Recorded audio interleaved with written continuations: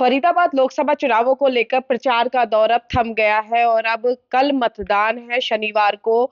और हमारे साथ कांग्रेस प्रत्याशी महेंद्र प्रताप के सुपुत्र और कांग्रेस नेता विजय प्रताप जी मौजूद है।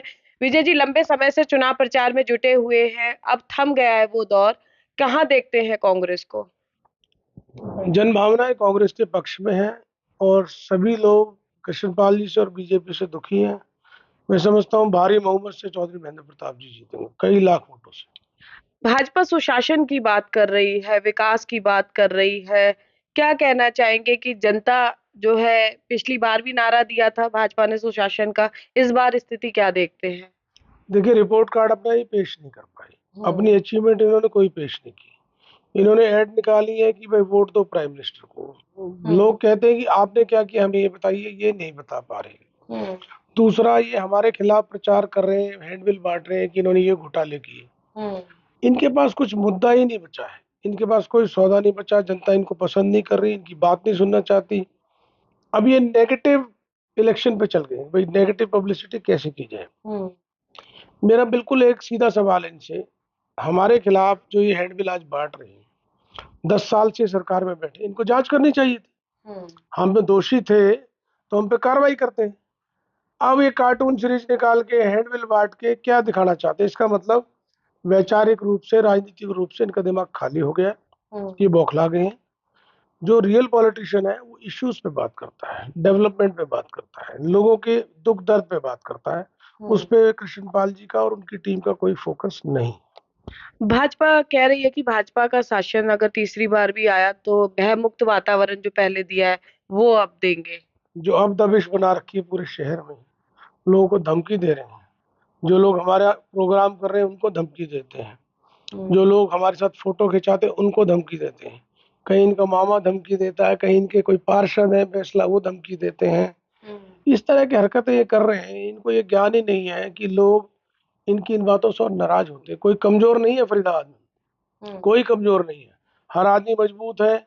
ये जो भय का माहौल बनाने की कोशिश कर रहे हैं, जनता इनको जान चुकी है। भय का शासन इन्होंने दिया है, भयमुक्त शासन हम दें। जी, शहरों में सर क्या स्थिति देखते हैं आप? मैंने आपसे पहले ही कहा, लोग हर तरफ इनसे निराश है। शहरों के लिए इन्होंने क्या किया है? देहात के लिए कुछ किया नहीं, स्लम के लिए कुछ किया नहीं, किसान के लिए कुछ किया नहीं, जवान के लिए कुछ किया नहीं। शहर में कोई college, university, waste management plant लगाया नहीं, सब जगह कचरा जलता है। कोई व्यक्ति इनसे खुश नहीं है। आप कम्युनिटी सेंटर्स की हालत देखिए। इस व्यक्ति ने अपने 10 साल के कार्यकाल में एक आध जगह, तो मैं कहता नहीं, पूरे सेक्टर्स में, आज से 40 साल पुराने कम्युनिटी सेंटर्स है, कोई नया नहीं बनाया, कोई नया पार्क नहीं बनाया। मतलब शहर इससे क्यों खुश होगा?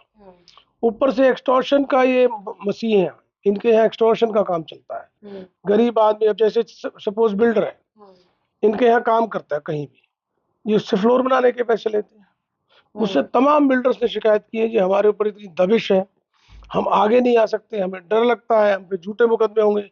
इसके अकेले मेवला महाराजपुर गांव में फर्जी छापे, 10 करोड़ रुपए के बिजली के फर्जी छापे डलवाए थे।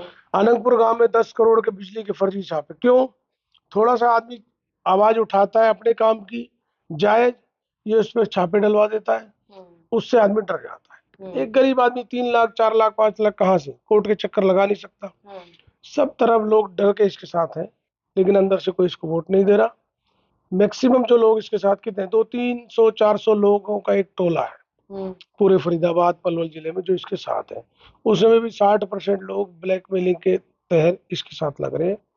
मेरी अपनी सोच में कृष्णपाल जी के पास कोई इशू नहीं बचा होता तो जनता में आके कहते भाई मैंने 10 साल ये काम किया है, मुझे मेरे काम के आधार पे वोट दो। जनता में एक और सवाल है, ये आपने उदय संकल्प पत्र कांग्रेस का मास्टर स्ट्रोक माना जा रहा है।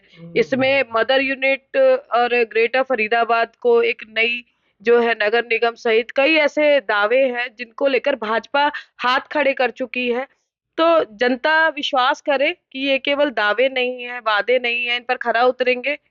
देखिए, हमने हर वर्ग के इश्यूज को लेने की कोशिश की है और हमें मालूम है, हमारा लंबा अनुभव है कि इंडस्ट्री से लेकर और नीचे का मजदूर, सफाई कर्मचारी, सभी लोग इस समाज के तरक्की में इम्पोर्टेंट है। इसलिए हमने फरीदाबाद के लिए सबको टेकअप किया है। हमने पहले भी जो वायदे किए अपने राजनीतिक जीवन में वो पूरे किए। अगर कृष्णपाल जी या उनकी टीम को कोई वहम है तो मैं पहले भी कह चुका हूँ, अब भी कह रहा हूँ, मीडिया के सामने लाइव डिबेट करें, हमारे उनके कामों की तुलना कीजिए। जी। वो तो केंद्र में मंत्री रहे, उनकी ताकत तो 10 गुना ज्यादा रही है, बावजूद उसके हमारे काम उनसे 20 गुना ज्यादा मिलेंगे, कम मिलेंगे, तो आप खुद कंपेयर कर लेना। जी, गर्मी बहुत है, तो ऐसे में क्या अपील मतदाताओं से करना चाहेंगे? क्योंकि मैं तो कहता हूँ लोकतंत्र का ही महापर्व है, एक दिन की बात है, और एक दिन भी क्या, वोटर को तो 1 घंटा लगता है, लाइन में लगेगा, वोट डालेगा, घर आ जाएगा, 1 घंटे से ज्यादा नहीं लगता। हम अपने अपने भविष्य के लिए, अपने देश के निर्माण में 1 घंटा तो हमें देना ही चाहिए।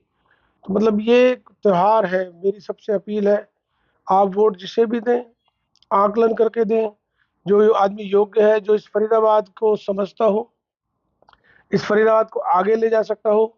ये फरीदाबाद सबसे निचले पायदान पे बीजेपी ने कर दिया।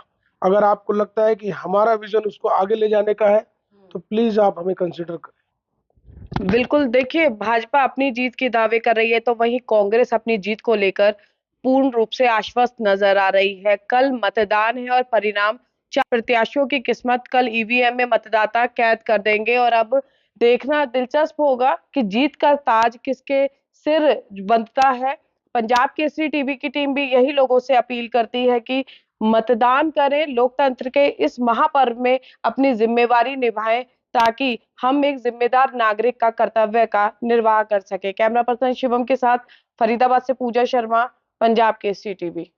हमसे जुड़े रहने के लिए हमारे YouTube चैनल को सब्सक्राइब करें और नई वीडियो की नोटिफिकेशन के लिए बेल आइकॉन को दबाएं।